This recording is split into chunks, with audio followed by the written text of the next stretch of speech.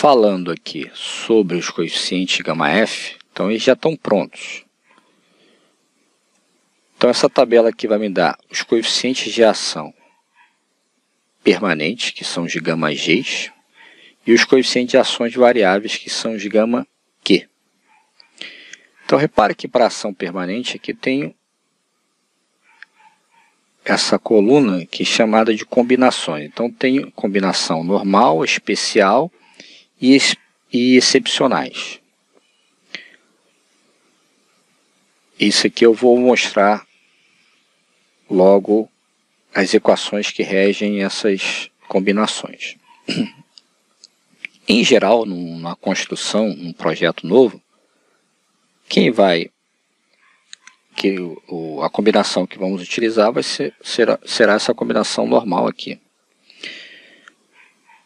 Bom, e aqui eu tenho vários tipos de ações permanentes. Esse grupo aqui são as ações permanentes diretas e essa aqui são as diretas, portanto os recalques de apoio. Eu tenho aqui peso próprio dos elementos metálicos, peso próprio de estruturas pré-moldadas, outros peso próprio e assim vai. Então repare que aqui eu tenho um coeficiente 1,25, para cá 1,3 e assim sucessivamente. E entre parênteses aqui eu tenho um valor 1 para todo mundo. Então, o que significa isso? Esses valores que estão fora do parênteses aqui em cima, eles são utilizados na combinação quando essas combinações são ditas desfavoráveis. E eu vou utilizar os que estão no parênteses quando essas ações forem ditas favoráveis. Bom, aí a pergunta que cabe é o que significa isso? E eu vou explicar na sequência.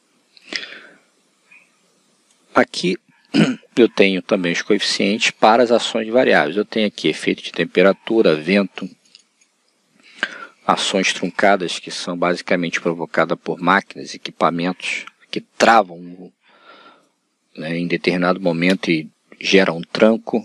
Então tem mais a ver com o aspecto dinâmico.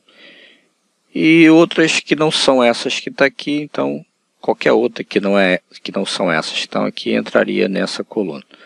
E é a mesma coisa, eu tenho os tipos de combinação que nós vamos conversar mais adiante. Então, para explicar o que é uma ação do tipo favorável e uma ação permanente do tipo desfavorável, eu preparei aqui essa apresentação, que é o seguinte. Vamos imaginar um galpão, né? Galpão típico. O vento, quando incide sobre esse galpão, ele tem um efeito, e um dos efeitos gerados pelo vento é esse arrancamento que está aqui, conhecido como vento de sucção, ou seja, ele tende a levantar o telhado. Se você vê telha voando por aí numa ventania, é porque ela foi provocada por um vento do tipo de sucção. Então ele está tentando tirar o telhado, a estrutura, né, do local. Só que essa estrutura tem os elementos dela, as vigas, treliça, colunas, que tem um peso próprio, G. E as ações as ações permanentes são sempre gravitacionais, ou seja, são sempre orientadas para baixo. Então o vento está levando a estrutura para cima, puxando a estrutura para cima e o peso puxando a estrutura para baixo. Nesse sentido, a carga permanente ela é dita favorável, ou seja, ela está ajudando a manter a estrutura fixa no chão. Então esse é um conceito aí para considerar o que é uma ação favorável e uma ação desfavorável. Agora, esse segundo caso que está aqui, também é um efeito de vento. Então, dependendo da incidência do vento, ou ele gera sucção, ou ele gera pressão, ou seja, o vento pressionando para baixo agora. Agora, nesse caso, a ação permanente ela não é favorável como essa. Por quê?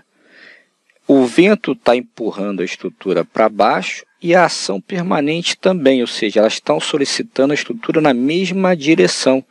Então, esses esforços aqui estão sendo amplificados. Esse daqui está tendo um alívio, porque, por exemplo, se pensar em momento num sentido, esse gera momento no outro. Então, um combate o outro, reduzindo o esforço.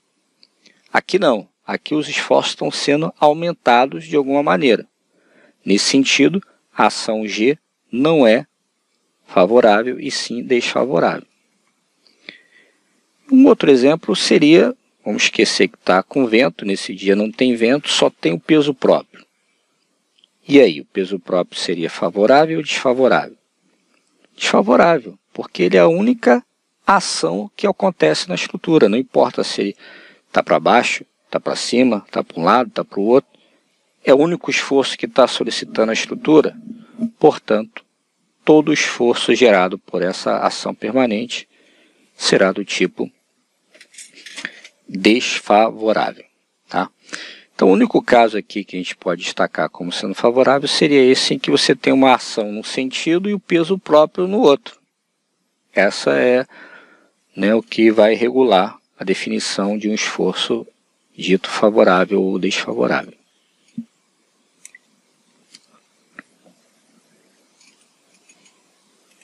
Voltando aqui ao nosso texto.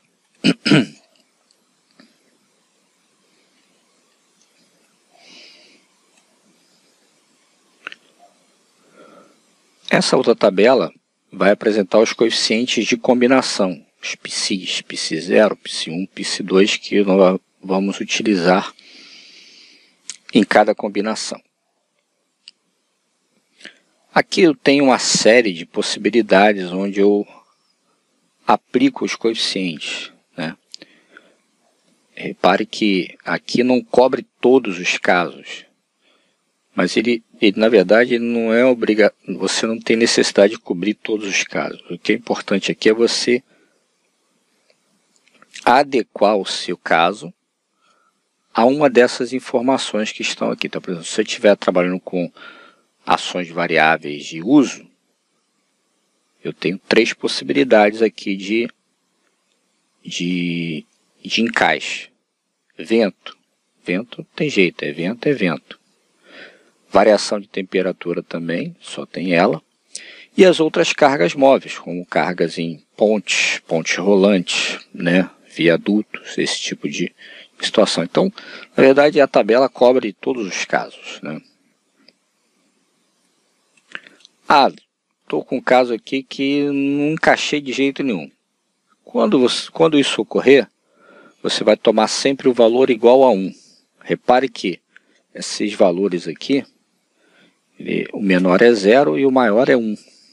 Então, se você usar 1, vai estar sempre correto ou a favor da segurança. Não tem o que pensar. Bom, aqui temos as combinações. Para a gente poder aplicar, chegar a atender o estado limite, ou estado limite último, o estado limite de serviço, nós temos as combinações a ser atendida. Então, temos combinações últimas, que atendem ao estado limite último, e as combinações em serviço, que atendem aos estados limites de serviço. Bom, aqui são as equações que definem as combinações do ELU, estado limite último. A mais comum, e a que a gente vai utilizar basicamente, é a chamada combinação última normal. Então, qualquer prédio novo, qualquer empreendimento novo, né, de edificações em modo geral, galpões industriais, etc., vão ser projetados com essa combinação que está aqui.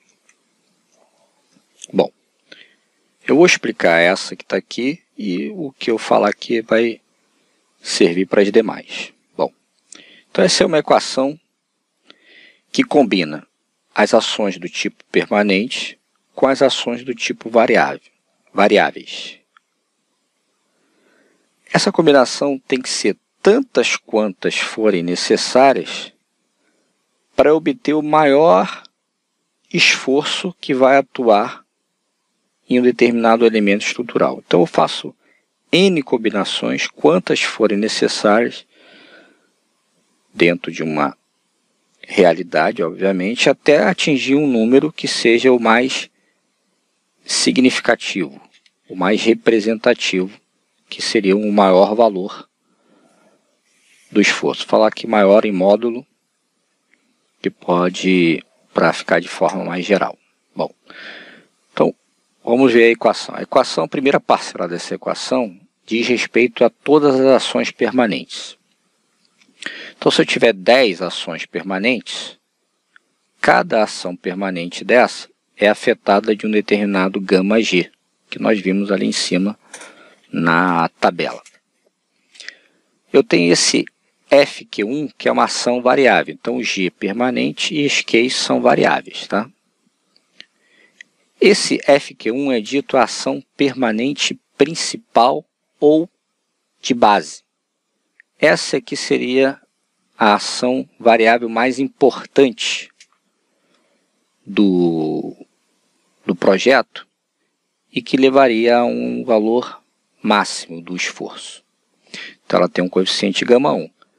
As outras ações variáveis, que são chamadas FQJ, e que podem ocorrer junto com essa ação principal, são ditas ações variáveis secundárias. Então, além do coeficiente gama Q, ela é afetada daquele coeficiente psi de combinação. No caso aqui, é o psi0, que nós vimos na tabela anterior. Então, de um modo geral, é assim que funcionam as combinações. Eu aplico essa equação aqui quantas vezes forem necessárias, combinando as ações com o intuito de obter o maior valor de esforço ou de solicitação, ou até mesmo de uma determinada ação. Então, esse F é a força genérica, mas pode ser uma solicitação também, pode ser um momento, pode ser um esforço normal, pode ser um cortante, pode ser uma torção. E aí a norma vai apresentar para a gente outros tipos de ações. Então tem, por exemplo, ações últimas especiais. Aí ela descreve aqui em que caso eu utilizaria, né? Então, por exemplo, essa combinação decorre da atuação de ações variáveis de natureza, tá vendo? Ações da natureza, ou intensidade especial, cujos efeitos superam em intensidade os efeitos produzidos pelas ações normais. Então, se eu estou tratando de um problema, né, especial, cujos valores são maiores do que essa combinação que a gente viu aqui, essa seria a combinação a ser utilizada, tá?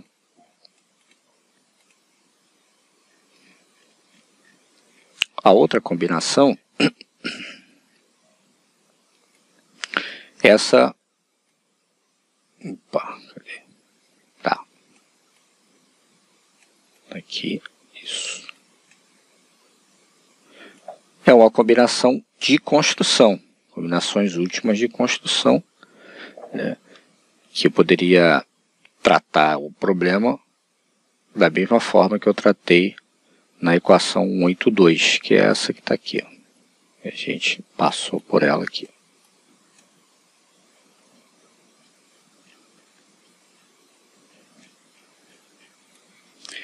E tem uma combinação dita excepcional, tá? Aí é um caso de muita excepcionalidade. Por exemplo, um projeto como aquele que nós falamos de uma usina nuclear, é claro que ela tem outras funções, mas nós poderíamos utilizar nesse tipo de... Então, o caso geral é o primeiro, ações do tipo normais. Se estiver tratando de um outro projeto, você tem que consultar a norma e saber qual é a combinação que você vai utilizar. A combinação em serviço são essas combinações que eu vou apresentar aqui. Então, a primeira delas, que também é a mais comum, assim como a combinação do LU normal, eu tenho uma combinação chamada combinação quase permanente, onde nessa combinação eu utilizo para calcular as deformações e avaliar as vibrações na estrutura.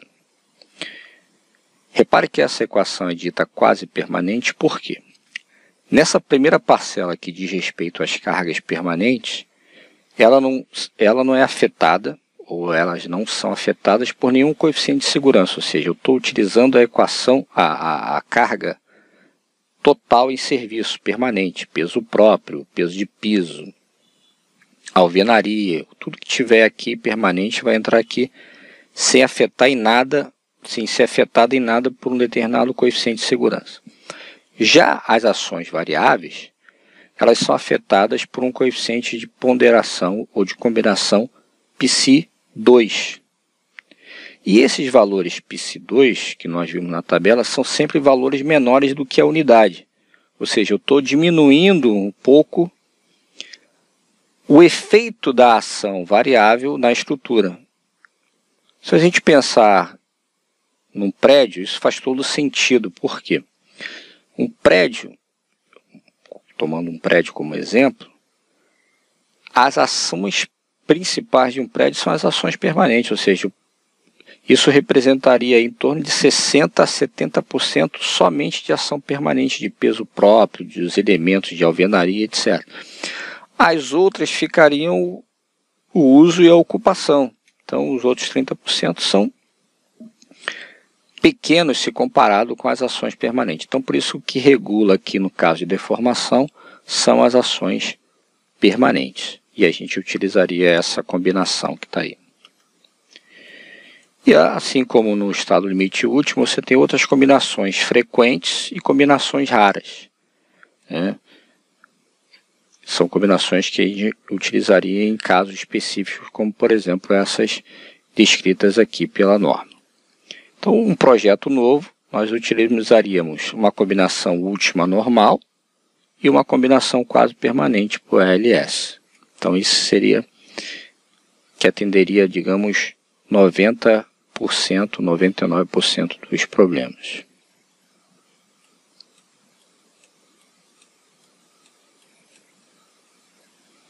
Bom, esse exemplo que está aqui, eu vou explicar para vocês na próxima aula. Então, se vocês tiverem alguma dúvida com relação a isso, sei que esse é um tema um pouco indigesto no início, ele precisa ser revisto com certa frequência para a gente poder acompanhá-lo, para poder ter um entendimento melhor. Então, como está um vídeo agora, acho que vocês vão ter condições de ver e rever, né? E se ficar alguma dúvida, não hesitem em entrar em contato para tirar essas dúvidas. Forte abraço e até a próxima aula.